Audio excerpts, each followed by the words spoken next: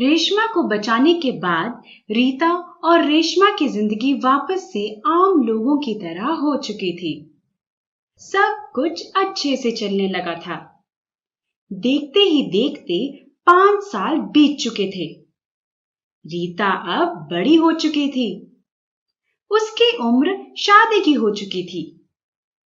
रेशमा रीता की शादी करवाने के लिए एक अच्छे लड़के को ढूंढ रही थी, मगर उसे कोई भी लड़का अपनी बेटी के लिए नहीं पसंद आ रहा था।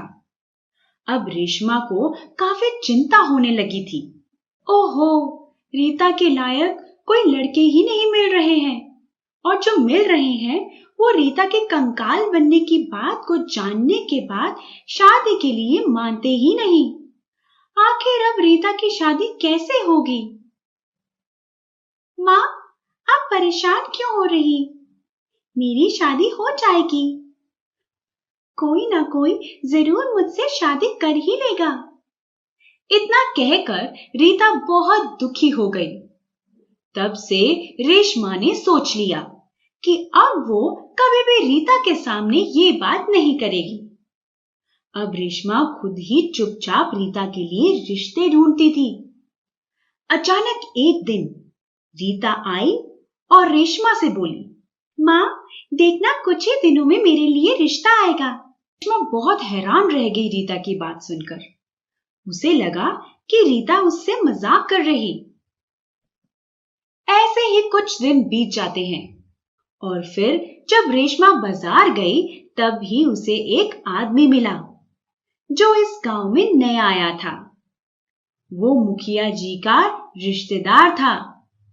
उसका नाम प्रभु था। वो रेशमा से पूछता है, जी, क्या आप मुझे बता सकती हैं कि मुखिया जी का घर किधर है? हाँ, क्यों नहीं। चलिए, मैं आपको उनके घर ले चलती हूँ। मेरा घर यही पास में ही है। आपका मन हो तो आप चल के थोड़ा नाश्ता पानी कर लीजिए, क्योंकि मुखिया जी का घर थोड़ी दूरी पर है। ऐसी बात है तो ठीक है, चलिए। रेशमा प्रभु को लेकर अपने घर चली गई। रेशमा जब घर पहुंची तो रीता वहीं बैठी हुई थी। आइए, आप यहाँ बैठिए, मैं आपके लिए कुछ खाने को लेकर आती हूँ। रीता, तुम इन्हें बिठाओ, ये मुखिया जी के रिश्तेदार हैं। आप खड़े क्यों हैं? बैठिए। हाँ, मैं बैठता हूँ। आप बताइए, आपका नाम क्या है? जी, मेरा नाम रीता है। बहुत अच्छा नाम है आपका। आप करती क्या हैं? रीता और प्रभु में काफी अच्छे से बातें हो रही थी।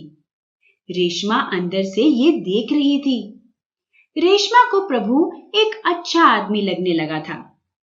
वो रीता की शादी प्रभु से करवाने की सोचने लगी। अगर मैं एक बार मुखिया जी से बात करूं तो कैसा रहेगा? अच्छा चलो, मैं कुछ दिनों में रीता और प्रभु के रिश्ते के बारे में मुखिया जी से बात करूंगी। 2-3 घंटे ऐसे ही बात करते करते बीत गए। फिर रेशमा प्रभु को मुखिया जी के घर ले गई। प्रभु को भी रीता से बात करके बहुत अच्छा लगा था। वो भी मुखिया जी से रीता के बारे में पूछने लगा। चाचा जी, रीता और उसका परिवार कितना अच्छा है ना? हाँ, वो लोग तो काफी अच्छे और ईमानदार लोग हैं। प्रभु रोजाना रीता की बातें करने लगा। और फिर एक दिन, चाचा जी, मैं रीता से शादी करना चाहता हूँ। तब मुखिया जी ने रीता के बारे में सब कुछ बता दिया। प्रभु सारी बातें सुनने के बाद रीता के घर गया। रीता, मुझे सारी बातें पता चल चुकी हैं और मुझे तुम्हारे अतीत से कोई दिक्कत नहीं। मैं तुमसे शादी करने को तैयार हूँ। ये बात रेशमा को पता चली तो वो बहुत खुश हो गई और सारी तैयारी करके रीता और प्रभु की शादी करवा दी। अब रीता और प्रभु काफी खुश थे, मगर रीता को ये बात पहले ही पता थी कि उसकी शादी एक अच्छे आदमी से ही होगी। मगर इस बारे में रीता ने ना आज तक अपनी माँ को बताया था और ना ही प्रभु को। 2 साल बीत गए। रीता माँ बनने वाली थी, रीता को छोड़ सभी लोग इस बात से खुश थे। प्रभु ये समझ ही नहीं पा रहा था कि आखिर रीता को हो क्या गया है। वो इतना अजीब सा बर्ताव क्यों कर रही। रीता, तुम आजकल बहुत परेशान रहती हो। सब ठीक तो है ना? जी कोई दिक्कत की बात नहीं, सब वैसा ही तो हो रहा जैसा सोचा गया था। जैसा सोचा था मतलब? मतलब हमने सोचा था ना कि हमारा बच्चा होगा। प्रभु को रीता की बात कुछ समझ नहीं आ रही थी। उसे लग रहा था कि जरूर कुछ ना कुछ बात है। प्रभु अब रीता की हर चीज पर ध्यान देने लग गया था। अब वो पूरी तरह से समझ गया कि जरूर कुछ बड़ी बात है जो रीता उससे छुपा रही। जिस दिन रीता को बच्चा होने वाला था, उस दिन रीता ने सोच लिया कि वो सारी बातें प्रभु को बता देगी। प्रभु, मैं आपको एक बात बताना चाहती हूँ जो मैंने आज तक किसी को नहीं बताई। मुझे लगा ही था कि जरूर कोई ना कोई बात है जो तुम्हें परेशान कर रही। बताओ, क्या बात है? मैं कंकाल बनी थी, ये बात तो आपने सुनी ही है। हाँ, तो मुझे उससे कोई परेशानी नहीं है। आपको आधी सच्चाई पता है, बल्कि सबको आधी सच्चाई ही पता है। मतलब तुम कहना क्या चाहती हो? पूरी बात साफ साफ बताओ। उस दिन माँ को कंकाल के राजा ने छोड़ दिया था, ये बात तो सबको पता है। मगर उससे पहले भी कुछ ऐसा हुआ था जो किसी को भी नहीं पता है। ऐसी कौन सी बात है? यही कि मैं एक कंकाल माँ बन चुकी हूँ। जब मेरी माँ वहां फंसे कंकालों को माँ का प्यार देने लगी थी, तब ये बात कंकाल के राजा को बिल्कुल नहीं पसंद आई थी। वो मुझे बुलाकर ये सारी बातें बता दिए थे। साथ ही ये पहले ही तय हो गया था कि मेरी माँ को छोड़ दिया जाएगा और मुझे भी, मगर उसकी कीमत मुझे चुकानी होगी और मुझे अपने बच्चे को उन्हें देना होगा। उन्होंने मुझे कहा था कि 5 साल बाद मुझे एक लड़का मिलेगा जिससे मेरी शादी होगी, जो कि आप हैं। और अब जब मेरा बच्चा होने वाला है तो वो लोग इसे कंकाल बनाने आएंगे। जैसे ही ये 3 साल का हो जाएगा वैसे ही। लेकिन तुमने ऐसी शर्त मानी ही क्यों? मैं मजबूर थी। मैं अपनी वजह से माँ की जिंदगी नहीं बर्बाद होने दे सकती थी, इसीलिए मुझे ये बात माननी ही पड़ी। तुम परेशान मत हो रीता। हमारे पास 3 साल हैं। हम अपने बच्चे को बचा लेंगे। ऐसा नहीं हो सकता, ये तो सालों से चलता आ रहा है इस गांव में, और अब मेरे बच्चों के साथ भी होने वाला है।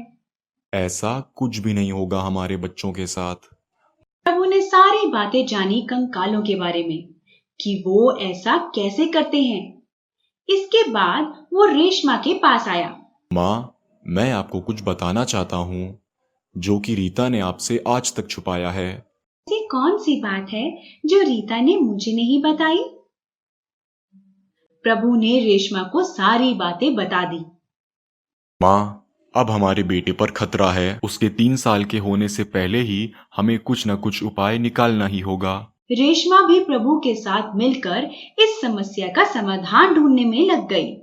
सभी लोगों से उन लोगों ने जानकारी ली, मगर उन्हें कोई उपाय नहीं मिल रहा था। 3 साल बीत गए और एक दिन अचानक रीता और प्रभु का बेटा गायब हो चुका था और बस उनके घर के दीवार पर उनके बेटे की हाथ की निशानी थी। सभी समझ गए कि कंकाल उनके बेटे को ले गए। रीता ने सारी कोशिश कर ली जिससे वो अपने बेटे को वापस ला सके, लेकिन ऐसा कुछ भी नहीं हो पाया। 1 साल बाद उन्हें एक और बच्चा हुआ। इस बार उन्हें एक बेटी हुई, मगर इस बार रीता समझ गई कि इस बार कुछ भी हो जाए वो अपनी बेटी को कहीं नहीं जाने देगी। 3 साल होने वाले थे और उन्हें कोई भी उपाय नहीं मिला था। अगले दिन रीता की बेटी का जन्मदिन था। अब क्या होगा? अब क्या वो हमारी बेटी को भी ले जाएंगे और हम चुपचाप बैठकर उनके आने का इंतजार करेंगे? नहीं, ये तो नहीं हो सकता। अब कुछ भी हो जाए, मैं अपनी बेटी को नहीं जाने दूंगी। रीता अपनी बेटी को लेकर कंकालों की जगह पर गई। हे कंकाल के राजा, अब मैं आपको मासूमों की जिंदगी बर्बाद नहीं करने दूंगी। अब क्या हो गया तुम्हें?